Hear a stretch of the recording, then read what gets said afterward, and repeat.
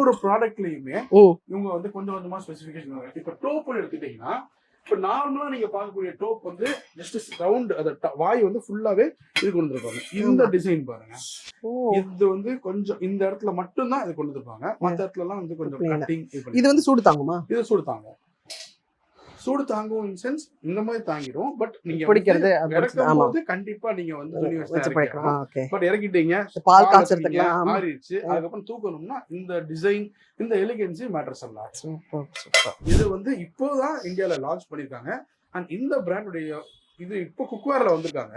அடுத்து இதுல குக்கர்ஸும் நாங்க கொண்டு வரோம். இல்ல இன்னொரு பியூட்டி என்னன்னு பாத்தீங்கன்னா, இந்த பெருசா வந்து ஒரு 40 சென்டிமீட்டருக்கு ஒரு கடையை கொண்டு வந்திருக்காங்க. நம்ம கடையில பாத்தீங்கன்னா நிறைய கஸ்டமர்ஸ் வராங்க, எனக்கு வந்து ஒரு 3 கிலோ சிக்கன் வந்து ஃப்ரை பண்ணணும், இல்ல ஒரு 2.5 கிலோ சிக்கன் ஒன் ஷாட்ல ஃப்ரை பண்ணணும், இல்ல வந்து ஒரு 2.5 கிலோ இல்ல 3 கிலோ பிரியாணி பண்ணணும் அப்படின்னா, இந்த மாதிரியான ஒரு ஃபினிஷ்டு ப்ராடக்ட்ல பண்ற பிரியாணியோட அவுட்புட்டே வேற மாதிரி இருக்கும்.